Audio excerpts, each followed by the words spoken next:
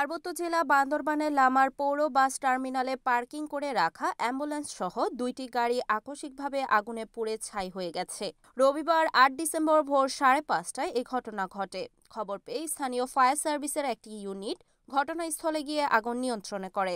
জানা যায়, পুড়ে যাওয়া অ্যাম্বুলেন্সটির মালিক মোহাম্মদ আজগর ও নোহা গাড়িটির মালিক ডাক্তার নূর মোহাম্মদ। তবে নোহা গাড়িটিও ড্রাইভার আজগর চালাতো। অ্যাম্বুলেন্স গাড়ির মালিক মোহাম্মদ আজগর বলেন, কক্সবাজার রোগী নিয়ে রাতে ৩টা ৪০ এসে লামা পৌর বাস টার্মিনালে গাড়িটি পার্কিং করি।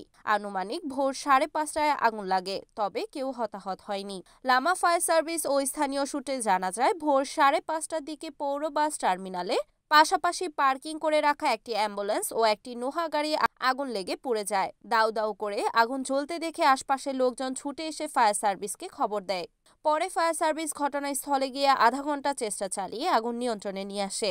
আগুনে অ্যাম্বুলেন্সটি সম্পূর্ণ ও নোহা গাড়ি আংশিক পুড়ে গেছে।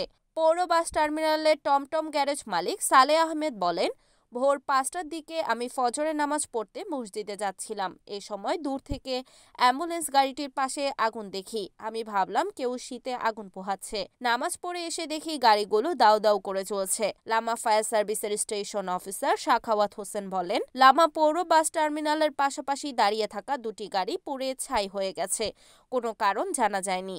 লামা থানা পুলিশের অফিসার ইনচার্জ মোহাম্মদ শাহাদাত হোসেন বলেন, ঘটনাস্থল পরিদর্শন করা হয়েছে। কিভাবে গাড়ি দুইটি আগুনে পড়েছে তা তদন্ত করে দেখা হচ্ছে। রিপোর্ট মোহাম্মদ ইসমাইলুল করিম, NAN TV, বান্দরবান।